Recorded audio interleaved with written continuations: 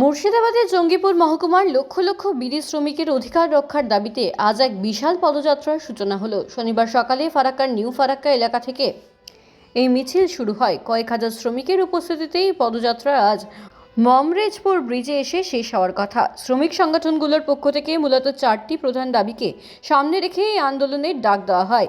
বিড়ি শ্রমিকদের বর্তমান মজুরি বাড়িয়ে প্রতি হাজার বিড়িতে 350 টাকা করতে হবে। শামশেরগঞ্জের তারাপুর বিড়ি হাসপাতালকে অতি দ্রুত সমস্ত আধুনিক সুবিধাযুক্ত একটি পূর্ণাঙ্গ হাসপাতালে রূপান্তরিত করতে হবে।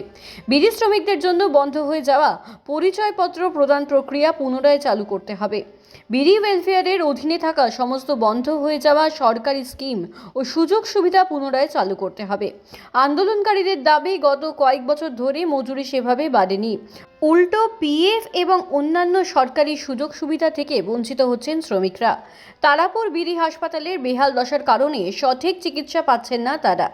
আজকের পদযাত্রা শেষে আগামী 13ই জানুয়ারি এই আন্দোলনের চূড়ান্ত পর্যায় হিসেবে জঙ্গিপুর এসডিও অফিসে একটি বিশাল ডেপুটেশন জমা দেওয়া হবে। শ্রমিক নেতাদের হুঁশিয়ারি, যদি এই ন্যায্য দাবিগুলো দ্রুত মেনে নেওয়া না হয় তবে আগামীতে মহকুমা জুড়ে আরও বৃহত্তর আন্দোলনের পথে হাঁটবেন তারা।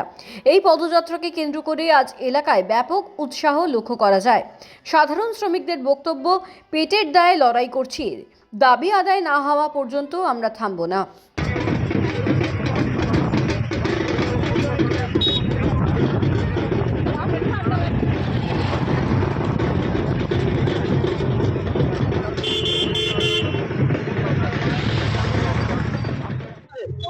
এই প্রোগ্রামটা হচ্ছে বিড়ি শ্রমিকের মজুরি বৃদ্ধির স্বার্থে। বিড়ি শ্রমিকদের মজুরি 350 টাকা করতে হবে। বিড়ি শ্রমিকদের ওয়েলফেয়ারে যে সমস্ত সুযোগ সুবিধা ছিল সেগুলো আমরা পুনরায় চালু করতে হবে। বিড়ির কার্ড দেওয়া হয় না, সে বিড়ির কার্ড অবিলম্বে চালু করতে হবে। এবং এসআইআর নাম করে যে বৈধ ভোটারকে বাদ দেওয়ার চক্রান্ত করছে তার প্রতিবাদে আমাদের আজকে পদযাত্রা। এই মিছিল আমাদের ফারাক্কা থেকে মমরেজপুর ব্রিজ পর্যন্ত।